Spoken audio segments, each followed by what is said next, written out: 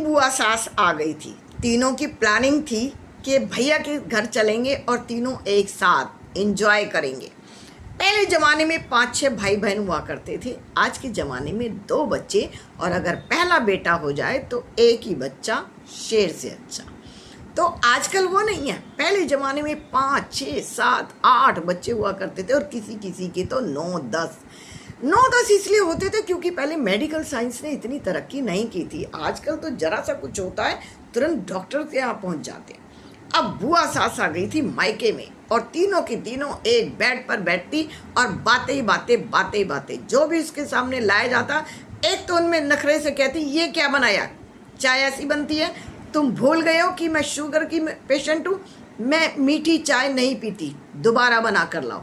दूसरी कहती, शांत रख, ऐसा नहीं करते, गलत बात होती है।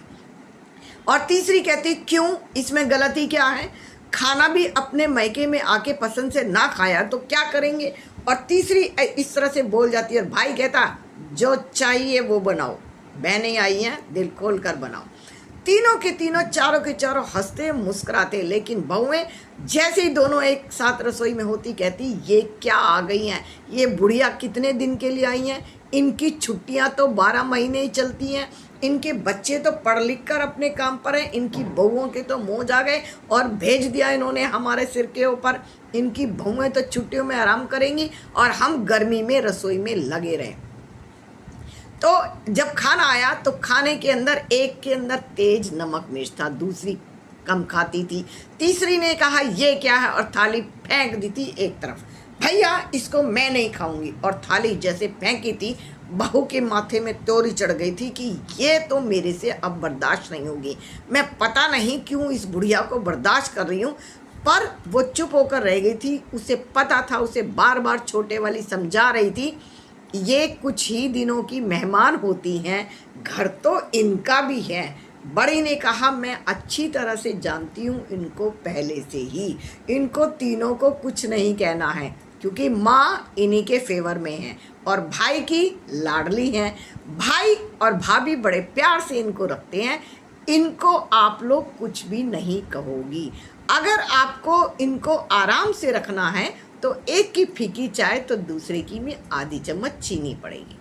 तीनों स्वभाव से बड़ी अच्छी हैं, माँ पापा की लाडली हैं, लेकिन एक चीज़ का ध्यान रखना, ये जितना दे लेकर जाती हैं उससे ज़्यादा ये देकर भी जाती हैं। बहुत प्यार से रखती हैं सभी को, बड़े तरीके से। बस एक थोड़ी सी ज़्यादा बोल जाती है, दूसरी थोड़ी सी बात को वहीं पर संभाल लेती है, कहती है नहीं, किसी को कुछ नहीं कहना है।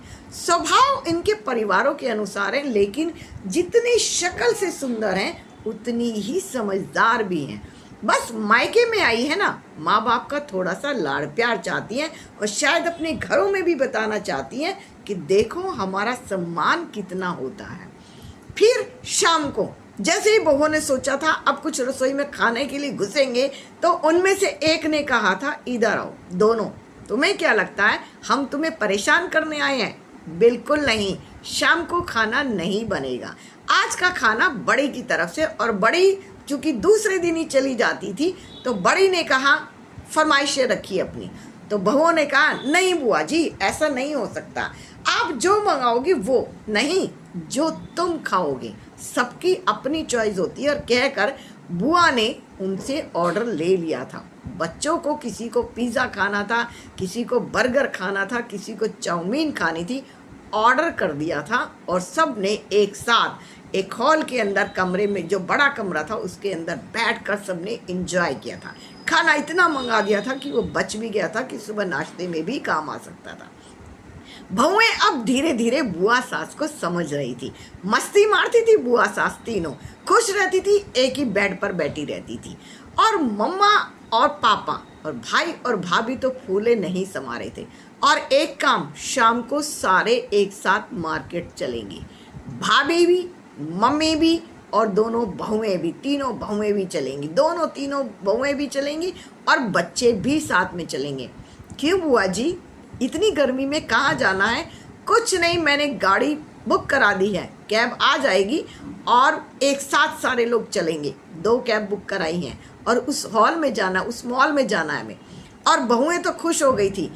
तीनों बुआओं ने शॉपिंग कराई थी भाभी को, भतीजी बहुओं को और बच्चों को। अब तो बहुएं फूली नहीं समा रही थी कि बुआओं का ये रूप तो हमें पता ही नहीं था। बुआ सास तो बुआ सास थी, पता है, पीहर था वो उनका, मान सम्मान था, बस थोड़ा सा एटीट्यूड था एक बुआ में, बाकी सब बढ़िया था। शॉपिंग इतनी शानदार थी और अब श्रृंगार का सामान जरूर लेना है, बीच वाली बुआ ने कहा था। बिना श्रृंगार के तो औरत अच्छी नहीं लगती ना। सदा सुहागन रहो, दूधो नहो, पूतो फलो कहकर छोटी बुआ ने सबको वो दिलाए थे। अब सबसे छोटी बुआ ने कहा था बच्चों के जिसको जैसे कपड़े चाहिए और जितने चाहिए वो सबको दिला दिए थे। सारे के सारे खाना खाकर मौज मस्ती करके घर में आए थे और कहा था बुआ जी आप बार बार आइएगा, आपका घर है, जब चाहे तब आइए था। हमें तो किसी ने कहा था कि बुआ सास जो होती है ना वो थोड़ी सी खड़ूस होती है, वो थोड़ी सी लड़ाकू होती है। ऐसा नहीं था, बुआ सास का मायका है।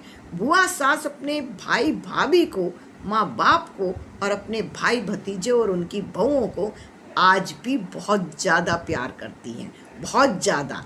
और बहुएं खुश हो गई थी बुआ सास के आने से।